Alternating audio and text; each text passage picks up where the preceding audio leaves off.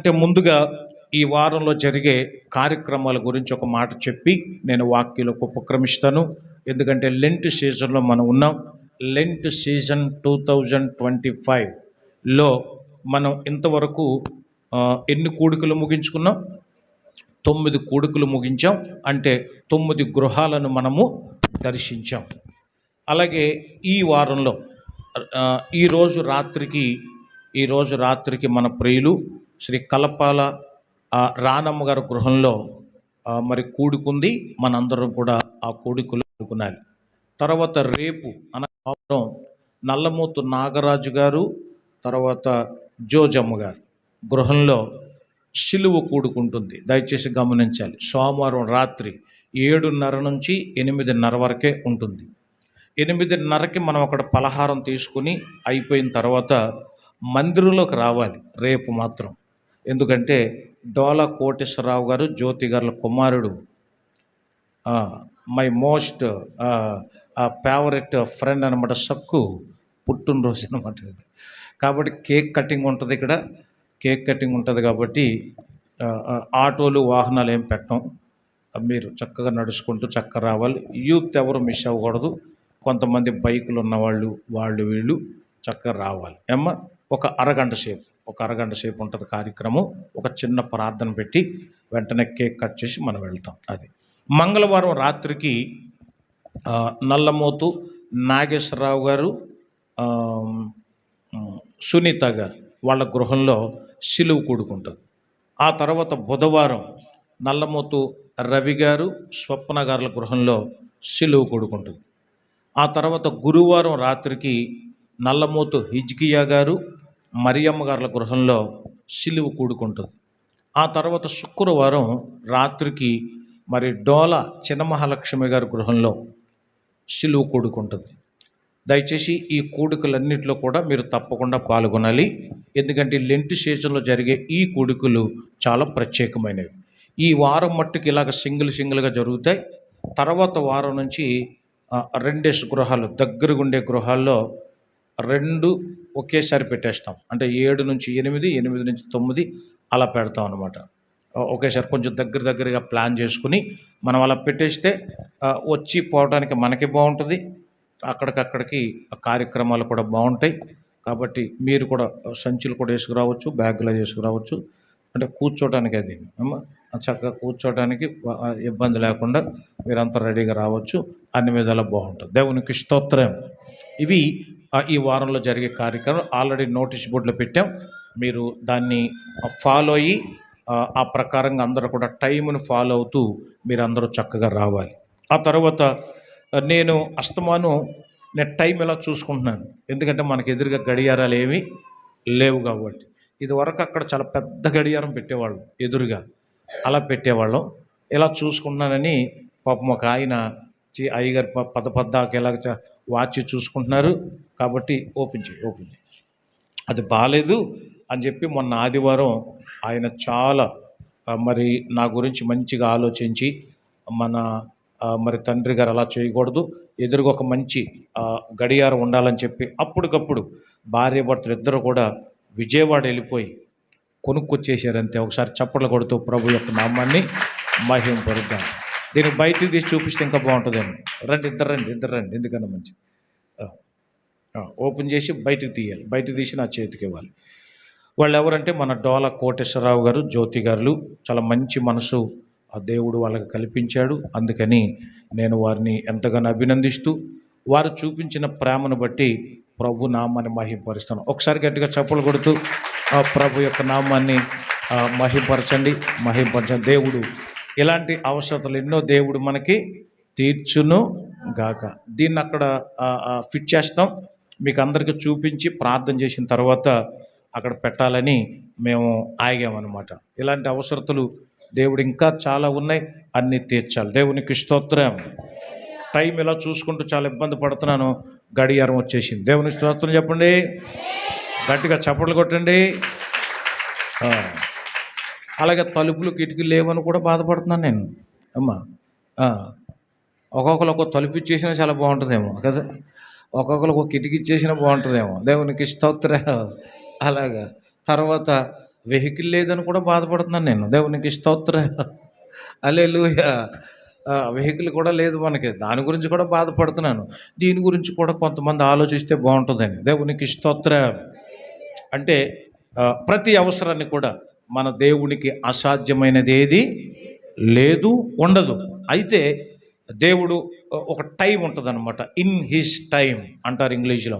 In his time అంటే దేవుడికంటూ ఒక సమయం ఉంటుందంటే ఆ సమయంలో దేవుడు తప్పకుండా ఇస్తాడని మేము ప్రగాఢంగా విశ్వసిస్తున్నాం. ఎందుకంటే మొన్న కవ్వకుంటని ఒక ఊరు వెళ్ళాం. మొన్న ఏ రోజు అది? శుక్రవారమా? దూరం. ఏలూరు దాటిన తర్వాత చాలా దూరం అనమాట. ఆ బైక్ మీద వెళ్తే వేసవికాలం వచ్చేసింది కదా, పర్వాలేదు అనుకుని మేము స్వెటర్లు ఏం వేసుకోకుండా వెళ్ళిపోయాం. వెళ్తే మంచు ఇంకా తగ్గలేదు, చలి ఇంకా తగ్గలేదు. అక్కడ మీటింగ్ ముగించుకునేపటికి బండి నిండా మంచు పట్టేసింది శుభ్రంగా. ఇక అక్కడి నుంచి బయలుదేరి ఎట్టకేలకు 1:30 అయింది అనిపించింది అనమాట. దేవుడు వెహికల్ కూడా అవసరం, ఇప్పుడు మనకు అవసరం. ఇది మనకు ప్యాషనో లేకపోతే బడాయో కాదు, కానీ మన మందిరానికి మనకు వెహికల్ అనేది చాలా అవసరం. దేవునికి స్తోత్రం. ఈ సందేశం విన్న తర్వాత ఎవలోకల కళ్ళ దేవుడు కనపడి ధనవంతులకి, లక్షాధికారులకు, కోటీశ్వరులకు, ఊరికినే చాలా మందికి సహాయం చేసేవాళ్ళు చాలామంది ఉంటారు కదా. చాలామంది సహాయం చేసేవాళ్ళు ఉంటారు. నిజంగా మనకు అవసరం ఉంది కాబట్టి ఇలాంటి ప్రేరణ ఏదో ఒక మనిషికి దేవుడు కల్పించి మన అవసరాలు కూడా అలా తీర్చాలని నేను ఎంతగానో ప్రార్థిస్తున్నాను. దేవుడు మన ప్రార్థనలన్నిటికీ జవాబులు అనుగ్రహించునుగాక. ఆమేన్. ప్రభువా, ఇదిగో ఈ గడియారమును మీ చేతులకు అప్పగిస్తున్నాం. దీన్ని మందిరంలో ప్రతిష్ఠిస్తున్నాం. మందిరము కొరకై కొనబడినటువంటి ఈ గడియారం దేవ, ఈ గోడ గడియారం అందరికీ ఆ సమయం చూసుకొనుటకు వీలుగా నాయన ఉండుటకు, ఉపయోగపడుటకు సహాయం చేయమని, అలాగే దీన్ని సమర్పించినటువంటి దేవ కోటేశ్వరరావు గారిని, జ్యోతి గారిని బట్టి వందనాలు తెలియచేస్తూ, ఇంకా మా మందిరమునకు సంబంధించిన ఎన్నో అవసరతలు ఉన్నాయి. వారి సామర్థ్యం కొలది నేను బిడ్డలందరూ కూడా స్పందించి ఈ కార్యక్రమంలో పాల్గొని మీ ఆశీస్సులు పొందుకునే కృప దయచేయమని యేసయ్య పరిశుద్ధ నామములో ప్రార్థిస్తున్నాం పరమ తండ్రి. ఆమేన్. ఆమేన్. ఇది లోపల పెట్టి మధ్యాహ్నం అక్కడ పెడదాం. దేవునికి స్తోత్రం కలుగునుగాక. హల్లెలూయా. మనం చదువుకున్నటువంటి ఈ భాగంలో ప్రియులరా, మొదటి తెస్సలోనికయ్యులకు రాసిన పత్రిక 5వ అధ్యాయం 22వ వచనాన్ని మనం చదివాం. పౌలు భక్తుడు ఆ తెస్సలోనికలకు రాస్తూ అన్నాడు, మీరు ప్రతి కీడుకు ఎలాగుండాలట? దగ్గరగా ఉండాలా, దూరంగా ఉండాలా?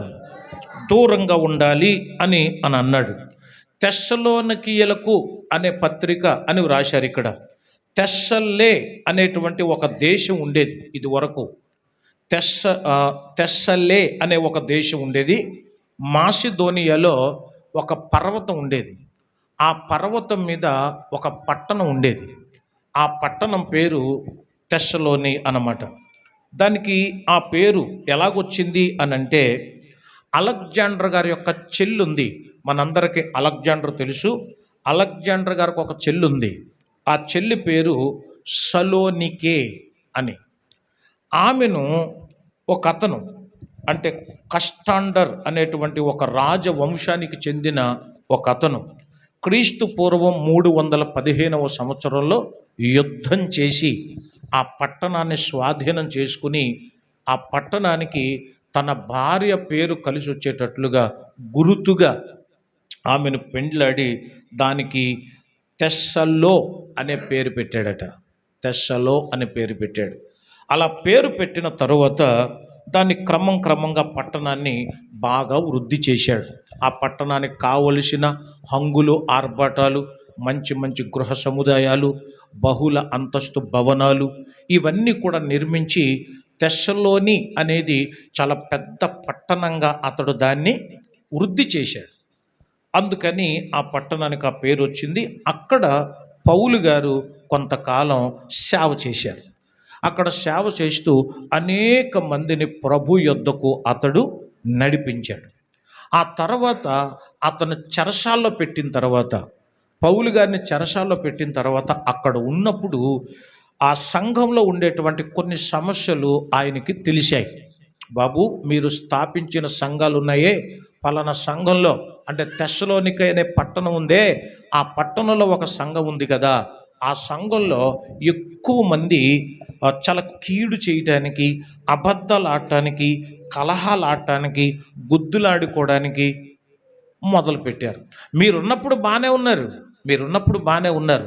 ఏమైందో తెలీదు, ఒకళ్ళ మీద ఒకళ్ళు కలహాలాడటం, అబద్ధాలు ఆడుకోవటం, ఇలాగ కీడు చేస్తున్నారు. ప్రతివాడు కూడా తన పొరుగు వాడికి కీడు చేయటం మొదలెట్టారు అని చెప్పి ఆ సంఘంలో ఉన్న వ్యర్థమైనవి, దుర్మార్గం చేయటం, భక్తిహీనంగా ఉండటం, ఇవన్నీ చూసిన తర్వాత పౌలు గారు వినిన సంగతులను బట్టి ఆ తెస్సలోనికైలకు ఒక పత్రిక రాస్తే బాగుంటుంది అనుకుని మొట్టమొదటిసారిగా అతడు మరి చెరసాలలో ఉండి ఈ పత్రిక రాశాడు. దేవునికి స్తోత్రం. ఇందులో ఒక అద్భుతమైనటువంటి మాట మనం చదువుకున్నాం. ఏంట మాట అంటే, మీరు ప్రతి ప్రతి విధమైన కీడునకు దూరంగా ఉండాలి అన్నాడు. దేవుని నామానికి స్తోత్రం. దూరముగా ఉండండి. దేనికి దూరంగా ఉండాలి? ఈ 40 రోజుల్లో కొంతమంది మాంసమునకు దూరంగా ఉంటున్నారు సాధారణంగా. తర్వాత కొంతమంది గుడ్డు తినడానికి కూడా ఇబ్బంది పడుతున్నారు, దూరంగా ఉంటున్నారు. కేకు తినడానికి కూడా ఇబ్బంది పడుతున్నారు కొంతమంది, ఎందుకంటే అందులో ఏం కలిసింది అంటున్నారు? గుడ్డు కలుస్తుంది కాబట్టి. మొన్న ఏకాంత ప్రార్థనలు అనుకుంటాను, మేము కొన్ని పలహారాలు తెచ్చుకొని ఇక్కడ అయిపోయిన తర్వాత యవ్వన బిడ్డలు పలహారం తీసుకొచ్చారు. నలుగురు అనుకున్నాం కదా, ముగ్గురే వచ్చారు. ఆ రోజు ఒక ఆవిడ ఎగ్గొట్టేశారు, చెప్ప చేయకుండా ఊరు వెళ్ళిపోయింది. కాబట్టి వచ్చే శుక్రవారం 4 ఐటమ్స్ చెప్ప చేయకుండా ఊరు వెళ్ళిపోయిన యవ్వనస్తురాలే మనకి రేపు 4 ఐటమ్స్ ఇవ్వాలన్నమాట. ఓకేనా? అదనమాట. అంటే చిన్నపిల్లలు యవ్వనస్తులు మాత్రం ఊరు వెళ్తే మాకు చెప్పి వెళ్ళాలి. అది పెద్దోళ్ళు అంటే మీకు ఏయో కార్యక్రమాలు ఉంటాయి కాబట్టి వీళ్ళు మాత్రం మాకు చెప్పి వెళ్ళాలి. అదొక కండిషన్ అనమాట మాకు. ఓకేనా? అలా చెప్పి వెళ్ళకపోతే ఇలా పలహారం తేవాలి. దేవునికి స్తోత్రం. హల్లెలూయా. అదనమాట. అప్పుడు ఏదో ఒక ఐటెం తినేసి ఒక పాప అంది, అమ్మా ఇందులో గుడ్డు కలుస్తుంది అమ్మ అంటే, కలుస్తుంది అని కూడా అయ్యో అమ్మా, అయ్యో అమ్మా అని ఏదో కొంపలు అంటుకుపోయినట్టు, ఇల్లు కూలిపోయినట్టు, పర్వతం విరిగి మీద పడినట్టు అంత బాధపడిపోయింది. ఏది? కేవలం ఒక తినుబండారంలో ఏదో కలిసిందని తెలిసి, ఎందుకంటే దానికి దూరంగా ఉంటున్నాను కాబట్టి. నేను ఇక్కడే కూర్చొని కాసేపు నవ్వుకున్నాను, మనసులో నవ్వుకుని, దీనికి బాబా అని కంగారు పడుతున్నారే, మరి ప్రార్థనకు వచ్చేటప్పుడు అరగంట లేట్ అయితే మాట్లాడాలి. మీరు 1 గంట లేటుగా వస్తే అప్పుడేమనాలి? అప్పుడు చెయ్యి కాదు, నెత్తి నోరు కొట్టేసుకోవాలి. అది చేయరు. 9 రోజులు అయింది. 9 వాక్యాలు చెప్పాను నేను. ప్రతి వాక్యంలోనూ రక్షణ అని ఉండేలాగా జాగ్రత్త పడుతున్నాం. రక్షణ అనే ఒక టైటిల్ పెట్టుకున్నాం ఈ సంవత్సరం. 40 రోజుల్లో ఏ గృహం దగ్గర కూడిక పెట్టినా రక్షణ గురించే మనం చెప్తున్నాం. చెప్పిన వచనమును మరలా మనం రిపీట్ చేయకుండా, ఎన్ని వచనాలు ఉన్నాయో రక్షణ గురించి చాలా ఉన్నాయి. అవన్నీ వెతుకుతున్నారు కొంతమంది. దేవునికి స్తోత్రం. అలాగున అవి నేర్పిస్తున్నాం. నేర్పించినాడు. అమ్మ 9 చెప్పగలరా మీరు? రోజుకు ఒక వాక్యం కంఠస్థం చేయడం పెద్ద కష్టమా? కష్టం కాదు. లేచి చెప్పండి అన్నప్పుడు చెప్పలేకపోయారనుకో, అప్పుడేం చేయాలి? మాట్లాడటం లేదు మీరు. అప్పుడేం చేయాలి? అప్పుడు ఏం కొట్టుకోవాలి? తల కొట్టుకోవాలా, కాళ్ళు కొట్టుకోవాలా? అప్పుడు ఏమంటలా, హ్యాపీగా ఉంటున్నారు. నేను చదవలేదుగా, నాకు రాదుగా, నేను చెప్పలేనుగా అన్నట్టు వెళ్ళిపోతున్నారు. అది కాదు.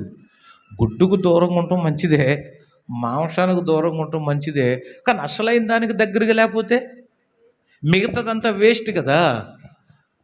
ఈ భోజనం అనేది ఇప్పుడు కూడా, నేను అసలు యాక్చువల్లీ ఈరోజు భోజనం అనే ఒక టాపిక్ గురించి చెప్పాలనుకున్నాను. నేను దాన్ని ఇంకా పెయిర్ చేయలేకపోయాను నేను. అందుకని ఈరోజు దీని దగ్గరికి వచ్చాను. ఈ భోజనం మానేయటాలు, స్నానం చేయటాలు, నిష్ఠగా ఉండటాలు, ఇవన్నీ కూడా దేవునికి దగ్గరగా చేయటానికి దానికి ముందుండే ప్రిపరేషన్ అనమాట. ఇదంతా ప్రిపరేషన్. అసలైన దాన్ని వదిలేసి వీటిని పెట్టుకోవటం వల్ల ప్రయోజనం ఏమీ ఉండదు. దీన్ని ఇలాగ ఇంత నిష్ఠగా పాటిస్తున్నారని ఇదే ప్రజలకు కనపడుతుంది, కానీ దేవుడు చూసేది మాత్రం అది చూస్తాడు. దేవునికి స్తోత్రం. ఒక సంవత్సరంలో ఒక ఆవిడ మాంసం తినొద్దు అని అన్నాం, దానికి వాక్యం కూడా చెప్పాం. ఒకరోజు మాంసము తినను టైటిల్ పేరు ఒకసారి చెప్పాం, గుర్తుందా? మాంసము ఎందుకు తినకూడదు, ఎవరు తినకుండా మానేశారు, అది చెప్పాము. మాంసం తినొద్దన్నారు కదని మనసు ఆపుకోలేక ఒక ఆవిడ గురువారం గుజ్జు తినేసింది. అంటే మాంసం తినట్లేదు అనుకుని తప్ప గుజ్జు అంటే ఎందులోంచి వస్తుందమ్మా? మాట్లాడాలి మీరు. అమ్మ ఎందులోంచి వస్తుంది? గుజ్జు అంటే పులుసు అంటే ఎందులోంచి వస్తుంది కదా? ఈ కొన్ని ఇలాంటివి చేయటం మనకి ఇష్టం అవుతుంది, కానీ మరి కొన్నిటికి దూరంగా ఉండాలని ప్రభు చెప్పిన, పౌలు గారు ఇచ్చిన సలహా మట్టుకు బైబిల్లో దేనికి దూరంగా ఉండాలో ఒక 3 విషయాలు నేను టూకీగా చెప్పి ఈ పూట నా సందేశాన్ని ముగిస్తాను. దేవునికి స్తోత్రం. 8:30కి మన ఆరాధన ముగించేయడానికి నేను ట్రై చేస్తాను ఎప్పటికప్పుడే, ప్రతి ఆదివారం కూడా. మీరేమో కొంతమంది కొంచెం లేటుగా రావటం వల్ల కొంచెం పాపం ఇప్పుడే వచ్చారు, అలా పాట పాడితే బాగుంటుంది, ఇప్పుడే వచ్చారు ఏలో పాట పాడితే బాగుంటుంది. సింగర్స్ గురించి బాగా ఆలోచించాల్సి వస్తుంది. ఈ ఆదివారం నేను వచ్చినప్పటికి ఆఖరి పాట అన్నారని మళ్ళీ అలాగే ఎక్కడ అపార్థం చేసుకుంటారని అదొక భయం. మళ్ళీ సరిగ్గా నేను అడుగు పెట్టేటప్పటికే ఆఖరి పాట అన్నారు, నేను ఆటో దిగేటప్పటికి ఆఖరి పాట అన్నారు అనుకుంటా తప్ప ఆవిడ అరగంట లేటుకు వచ్చాను అనుకుంటుందమ్మా? చెప్పాలి మీరు. అనుకుంటారా? అరే నేను టైం లేట్గా వచ్చాను, సిగ్గుపడాలి కదా. ఈసారైనా నేను మంచిగా ఉండాలి, ముందుగా ఉండాలని ఆ మార్పు రావడం కోసం. సో టైం పంక్చువాలిటీ అంటే నాకు చాలా ఇష్టం. దేవునికి స్తోత్రం. అలాగనమాట. ఈరోజు మనం ఎన్నుకున్నటువంటి పాఠం ఏంటి అంటే దూరముగా ఉండుము. చెప్పండి అందరూ, ఏం చేయాలి? దూరముగా ఉండుము. అది దేనికి దూరంగా ఉండాలి? పౌలు అన్నాడు, ప్రతి కీడుకు దూరంగా ఉండాలి. ప్రతి కీడుకు దూరంగా ఉండాలి. దేనికి దూరంగా ఉండాలో, అది ఏ కీడో బైబిల్ గ్రంథాన్ని కనుక మనం జాగ్రత్తగా పరిశీలన చేస్తే కొన్ని మాటలు ఈ విధంగా రాయబడ్డాయి. చూడండి, పరిశుద్ధ బైబిల్ గ్రంథంలో ఒక మాట ఇలాగూ రాయబడి ఉంది. సామెతల గ్రంథము 4వ అధ్యాయము 27వ వచనం కనుక మనం చదివితే అక్కడ ఇలాగా ఒక వచనం రాయబడి, అమ్మా నీవు కుడి తట్టుకైనను ఎడమ తట్టుకైనను తిరుగకుము, నీ పాదమును కీడునకు దూరముగా తొలగించుకొనుము. అది విషయం. నీ పాదమును కీడునకు దూరముగా తొలగించుకొనుము. కీడు చేసే వాళ్ళ దగ్గర నువ్వు నిలబడకూడదు, కీడు చేసే వాళ్ళ దగ్గర కూర్చోకూడదు, కీడు చేసే మాటలు అస్సలు వినకూడదు. అలాంటి చోట్లకు వెళ్ళడానికి నీ కాలు నువ్వు కంట్రోల్ చేయాలి. మొదటిగా నేను జస్ట్ అలా నిలబడ్డం తప్ప నాకేం సంబంధం లేదండి అంటే కుదరదు. నీ కాలు అక్కడికి వెళ్ళిందంటే చేసినోడికి ఎంత శిక్షో దేవుడి దగ్గర నుంచి నిలబడ్డ నీకు కూడా అంతే శిక్ష. ఎందుకంటే నీ పాదములు కీడునకు ఎలాగుండాలట? దూరంగా ఉండాలి. దేవునికి గట్టిగా స్తోత్రం చెబుదాం. హల్లెలూయా. నీ పాదములు కీడుకు దూరంగా ఉండాలి. మంచి చేసే చోటకి వెళ్ళాలి, ప్రార్థన జరిగే చోటకి వెళ్ళాలి, మంచి అనే చోట ఉండాలి తప్ప. అందుకనే మొదటి కీర్తనలో కూడా ఏమని రాస్తాడు? ఆ దుష్టుల ఆలోచన చొప్పున నడవద్దు, పాపుల మార్గమున నిలువవద్దు. ఆ మార్గం ఏ మార్గమైనా సరే నీ కాళ్ళు అక్కడ నిలబడటానికి వీలు లేదు అనే సంగతి మీరు బాగా గుర్తుపట్టాలి. దేవునికి స్తోత్రం. 38 ఏళ్ల నుండి మంచం మీద ఉన్నటువంటి ఒక వ్యక్తి యోహాను సువార్త 5వ అధ్యాయంలో, అంటే 38 సంవత్సరాల రోగి, అతను రోగి. ఆ రోగంతో ఉన్నవాడు అక్కడ బెతెస్దా అనే కోనేరు ఉంది, దానికి 5 మంటపాలు ఉన్నాయి. పొద్దున్నే తెల్లవారుజామున దేవదూతలు వస్తాయి, నీళ్లను కదిలిస్తాయి. ఆ నీళ్లు కదిలించినప్పుడు ఎవడైతే మొదట అందులో పడతాడో వాడు బాగుపడుతున్నాడు. వీడేమో వెళ్ళి 38 సంవత్సరాలు అయిపోయింది. వీడు లేచి నిలబడి అందులోకి వెళ్ళే లోపల ఎవడొకడు పడిపోతున్నాడు. 38 ఏళ్ళ నుంచి అక్కడే పడున్నాడంటే బాగుపడిన వాళ్ళందరూ వెళ్ళిపోతున్నారు. వీడు మాత్రం అలాగే ఉండిపోయాడు. కానీ ఒకరోజు ప్రభు వాడి దగ్గరికి వచ్చాడు. దేవునికి స్తోత్రం. అతన్ని బాగు చేశాడు. దేవునికి స్తోత్రం. బాగు చేసేసిన తర్వాత అతడు బాగా అయిపోయాడు. నేను దేని గురించి చెప్పాలనుకుంటున్నానంటే అక్కడ 5వ అధ్యాయంలో 14వ వచనాన్ని ఒకసారి చదవాలి మీరు. అటు తరువాత యేసేమో దేవాలయానికి వచ్చాడట. వాడు ఎవరు? బాగుపడిన వ్యక్తి. ఆ వ్యక్తితో దేవాలయంలో కనపడడం చూసి ప్రభు అన్నాడు, మరీ ఎక్కువ కీడు నీకు కలుగునట్ల కలక్కున్నట్లమ్మా. ఈరోజు ఆదివారమా గురువారమా? కలుగకుండునట్లు ఇక పాపము చేయుట మానేయాలి నువ్వు. దేవునికి స్తోత్రం. కీడెందుకు వస్తుందంటే పాపపు తలంపులు, పాపపు బుద్ధులు. 38 ఏళ్ళు కథలు లేకుండా మెదలు లేకుండా ఒక జబ్బోళ్ళలాగా, ఒక రోగిష్టిలాగా, ఎందుకు పనికిరాని వాళ్ళగా, ఒక భిక్షమెత్తుకునే వాళ్ళగా ఉన్నావు. నువ్వు బాగుపడ్డావు, మంచిది. మందిరంలోకి వచ్చావు, చాలా సంతోషం. ఆరాధనలో పాల్గొంటున్నావు, మంచిదే. అయితే మరింత కీడు నీకు రాకుండానట్లు ఇక నువ్వు పాపం చెయ్యొద్దు. అంటే ప్రతి కీడుకు మూలం ఏంటన్నమాట? పాపమే. అందుకని ప్రభు యొక్క ముఖం పాపం చేసేవాళ్ళకి, కీడు చేసేవాళ్ళకి దగ్గరగా ఉంటుందా, దూరంగా ఉంటుందా, విరోధంగా ఉంటుందా, స్నేహంగా ఉంటుందా? పేతురు చాలా బాగా వివరించాడమ్మ. అది మీరు ఆ మాట నోట్ చేసుకోవాలి, చక్కగా చదవాలి. 1 పేతురు పత్రిక 3వ అధ్యాయం 12వ వచనం క్లియర్గా చదవాలి, చక్కగా చదవాలి. అమ్మ, ప్రభువు కన్నులు నీతిమంతుల మీదను ఆయన చెవులు వాని ప్రార్థనల వైపును ఉన్నాయి, కానీ ప్రభువు యొక్క ముఖము కీడు చేయువానికి విరోధంగా ఉంది. కీడు చేసే వాళ్ళకి విరోధంగా ఉంది. కాబట్టి కీడు చేసే వాళ్ళ దగ్గర మనము ఉండకూడదు. దేవునికి స్తోత్రం. హల్లెలూయా. ఇప్పుడు జూదం ఆడేవాళ్ళు ఉంటారు. ఊరికే సరదాగా చూడటానికి వెళ్ళాను అంటే, సండే స్కూల్ పిల్లోడు ఒకడు చూడటానికి వెళ్ళాడు అనుకోండి, అది కీడు అంటారా, మేలు అంటారా? చెప్పాలి, మీరు గట్టిగా చెప్పాలి. మీరు కాన్సన్ట్రేషన్ ఎక్కడ పెట్టాలి? ముగిస్తాను నేను, తొందరగా ముగిస్తా. చెప్పాలి. అది కీడు జరిగే స్థలం. ఏంటో కీడు? జూదం ఆడి మన ఊర్లో మొనగాళ్ళగా నిలబడ్డాడరా అన్న దాఖలాలు ఎక్కడన్నా ఉన్నాయా? చెప్పాలి. ఇతడు జూదం వల్లే బాగుపడ్డాడు అన్న చరిత్ర ఎక్కడన్నా ఉందా? చెప్పాలి మీరు. ఒకడు జూదంలో ఏదో కలిసి వస్తే టీవీ కొనుక్కున్నాడు ఒకసారి, ఒకడు జూదంలో ఏదో కలిసి వస్తే బండి కొనుక్కుంటాడు ఒక్కొక్కసారి. అదే బండిని, అదే టీవీని మళ్ళీ ఏం చేస్తాడు? అమ్మేస్తాడంతే. ఏదో చెప్పినట్టు ఆఖరికి భార్యను కూడా అమ్మేసాడంట ఒక ఆయన మహానుభావుడు, కేవలం జూదం వల్ల. అంటే అది కీడు చేసే స్థలం. అలాంటి చోటుకు అసలు మన పిల్లల్ని పంపకూడదు.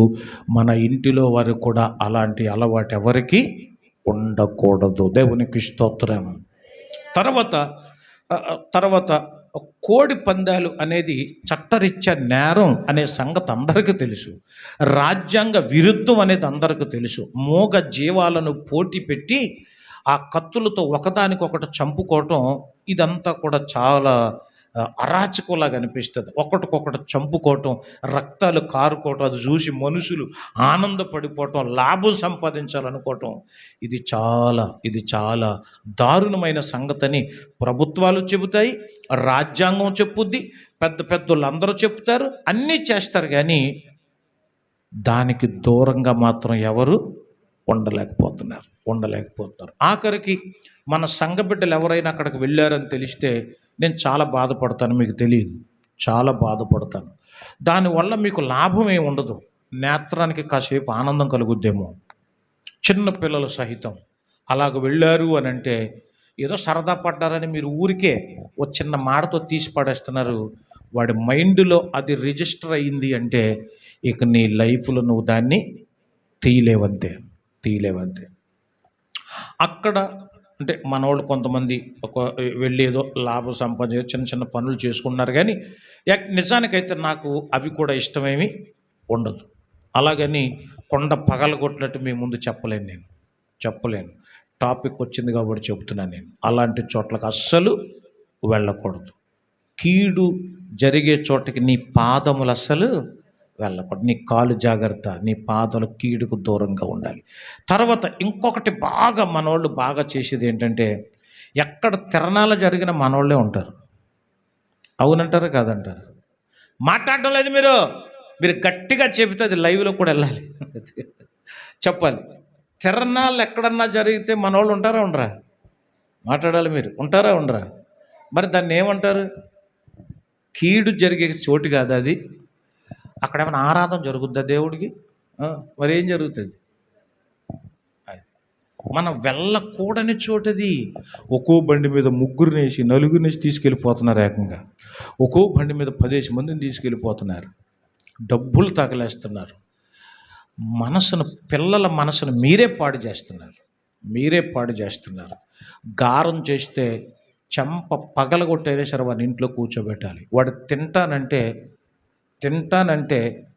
బిర్యానీ తెచ్చన్న పెట్టి ఇంట్లో కూర్చోబెట్టాలి తప్ప అలాంటి చోట్లకు అస్సలు మీరు దయచేసి మరి తప్పుగా అనుకోకండి. గతంలో ఎవరైనా ఎల్లుంటారేమో నాకు తెలియదు, కానీ ఒక దైవజనుడిగా మీ అందరికీ చేతులు నమస్కరించి మరి చెప్తున్నాను, అలాంటి చోటకు మనం వెళ్ళటం అస్సలు మంచిది. అక్కడికి వెళ్ళి గొడవలు తెచ్చుకున్న వాళ్ళు ఉన్నారు చాలామంది. మన ఇళ్ళలో మనశ్శాంతి లేక ఇబ్బంది పడే వాళ్ళు ఉన్నారు. అలాంటి చోటకు మనం ఎందుకు వెళ్ళాలి? అందుకని నీ పాదములు కీడునకు ఎలాగుండాలి? దూరంగా ఉండాలి. ఇది నెంబర్ 1. నెంబర్ 2 త్వరగా చెప్పేసి ముగిస్తాను. త్వరగా. తర్వాత ఎక్సోడస్ చాప్టర్ 23 వర్స్ 7లో ఇంకొక మాట కూడా ఇలాగూ రాయబడి ఉంది. నిర్గమకాండము 23వ అధ్యాయము 7వ వచనంలో ఇలాగూ రాయబడి ఉంది. అబద్ధమునకు దూరముగా నుండుము. ఎంత బాగుందో చూడండి ఈ మాట. అబద్ధమునకు దూరముగా నుండుము.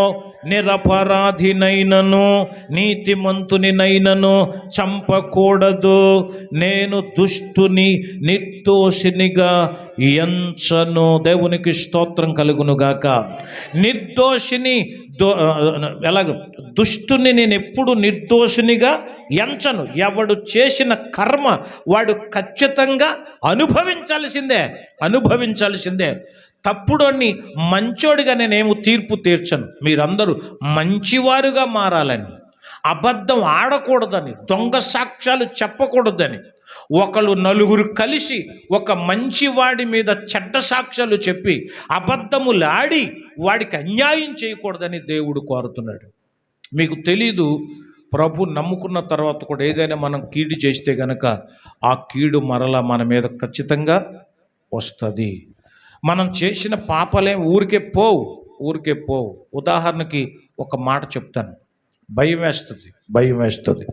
పౌలు సౌలుగా ఉన్నప్పుడు కత్తి తీసి ఎంతమంది నరికాడో తెలుసా? ఎంతమంది పేకలు కోసాడో తెలుసా? లెక్కలేదు. అన్కౌంటబుల్ అంటారు. లెక్కకు మించినవి, లెక్కించలేదు. అంతమందిని చంపాడు. సౌలు గురించి ఒక మాట చదివాను నేను ఒక పుస్తకంలో. ఒక్కసారి కనుక ఊరికనే కత్తి బయటికి తీశాడంటే దానికి రక్తం అంటకుండా మరల లోపల పెట్టేవాడు కాదట. సౌలు అంత పౌరుషం కలిగి ఉన్నాడు. ఆ తర్వాత ప్రభు నమ్మిన తర్వాత, ప్రభు కోసం అతడు ప్రయాసపడిన తర్వాత, ప్రభు వాక్యం చెప్పిన తర్వాత, ప్రభు గురించి ప్రకటించిన తర్వాత రాళ్ల దెబ్బలు తిన్నాడు. అంటే చాలామందిని ఇతను కూడా రాళ్లతో కొట్టాడు. ఇతను కూడా రాళ్ల దెబ్బలు తినవలసి వచ్చింది. ఆ తర్వాత ఎంతమంది పీకలు కోసాడో తెలియదు కానీ చివరికి పౌలు కూడా ఎలా చచ్చిపోతాడో తెలుసా? అతన్ని శిరస్సును ఏం చేస్తారు?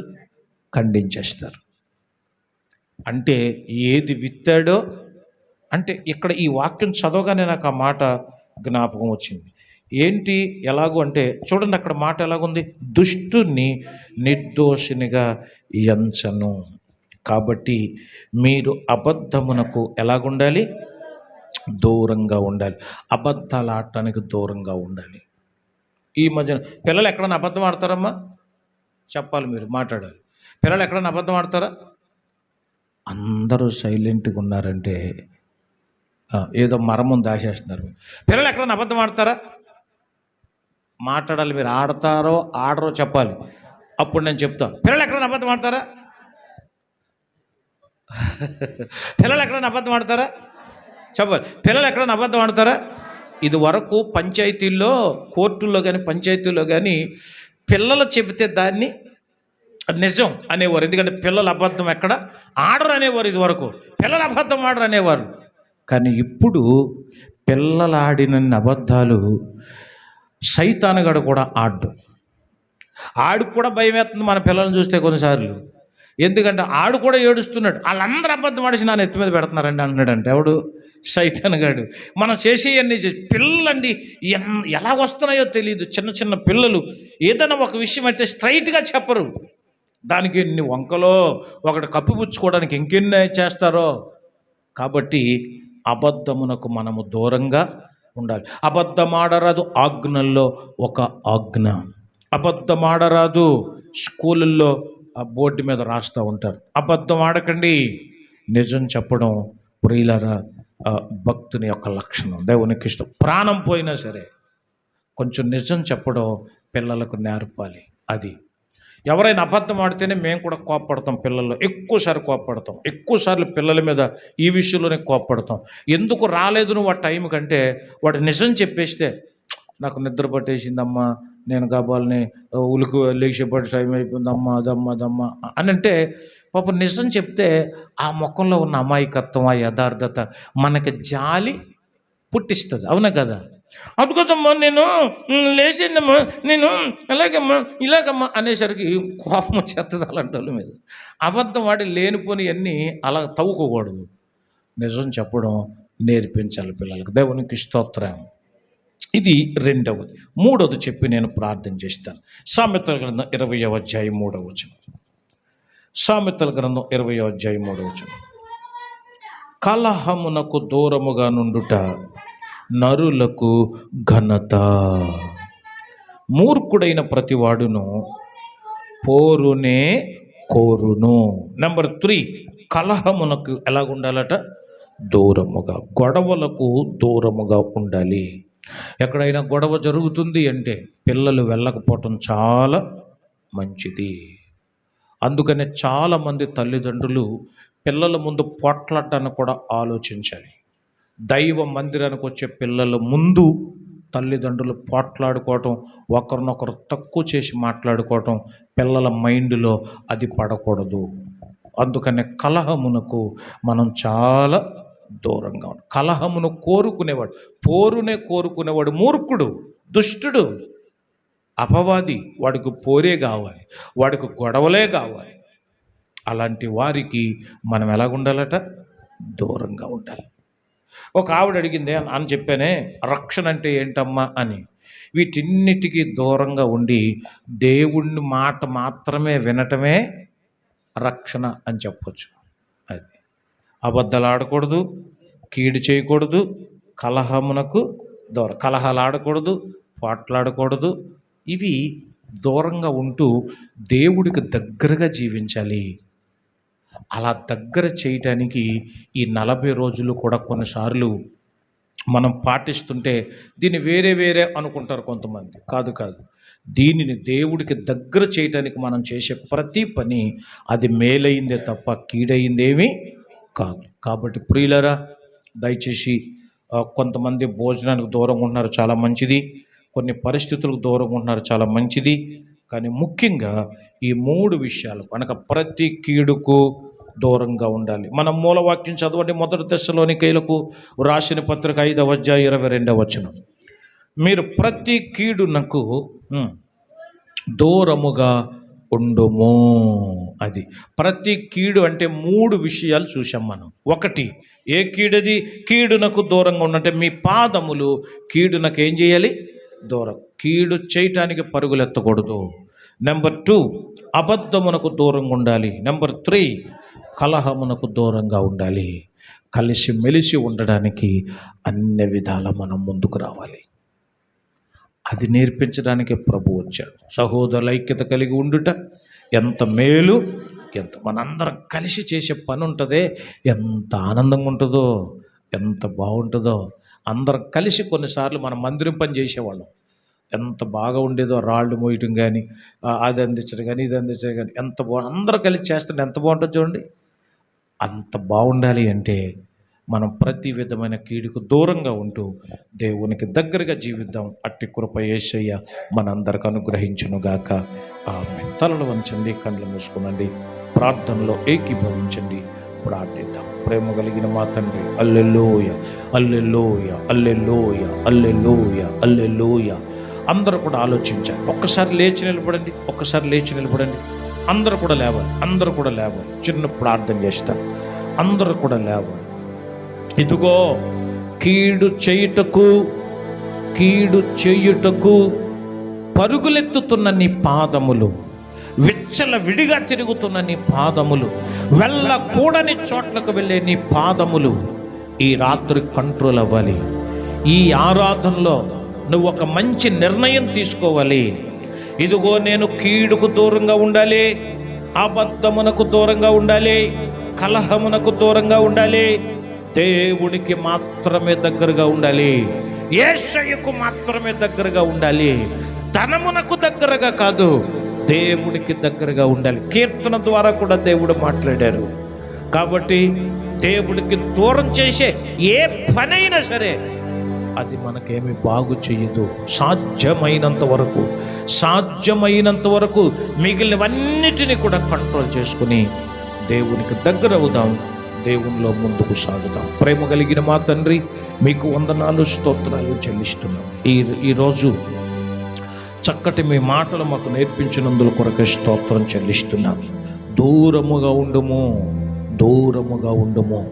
ప్రతి విధమైన కీడు అనగా కీడు, అబద్ధము, కలహం, ఈ 3 విషయాలలో మేము దూరంగా ఉంటూ మా కొరకు కలువరి శిలువలో ప్రాణం పెట్టి మమ్మలను ఆశీర్వదించి మమ్మలను రక్షించిన మీకు దగ్గరగా ఉండటానికి మాకు సహాయం చేయమని, మీ సేవకుడిగా నా ప్రార్థన ఆలకించి అంగీకరించమని. ఇదిగో కానుకలు పట్టబోతున్నాం. ప్రతి కానుకను 30 60 100 ఫలింపచేసి మీరే మహిమను పొందమని యేసయ్య పరిశుద్ధ నామములో ప్రార్థిస్తున్నాం పరమ తండ్రి. ఆమేన్.